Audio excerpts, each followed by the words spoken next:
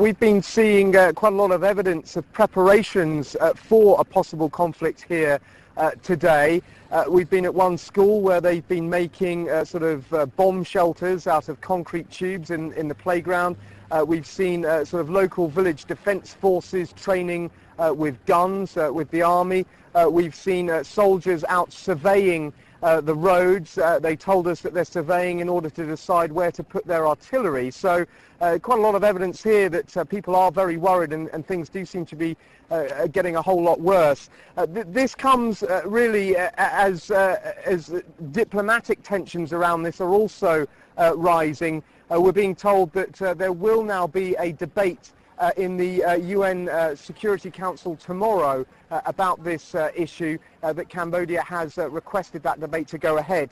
We understand that journalists, the public, everyone is being kept away from the temple in question, a temple that has been at the centre of controversy for about 100 years or so. It was way back at the beginning of the last century that this all first became a hot political potato, if I can put it like that, because of the differences in where the border was drawn.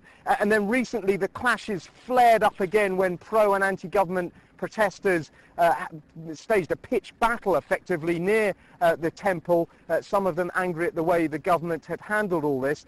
The matter is being raised in some level at the regional voting bloc here, ASEAN, but so far no progress seems to have been made. Cambodia determined to try and take this to the very highest level of the UN.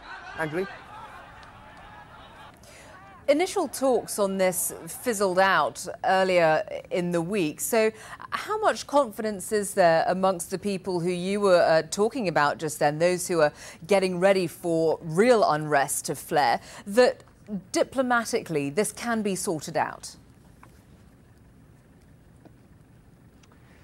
Well, I think there's sort of a degree of mixed feelings here. I mean, it seems almost inconceivable, really, that there would be any hostilities over this border between two countries that previously have enjoyed fairly good relations, strong economic relations and so on.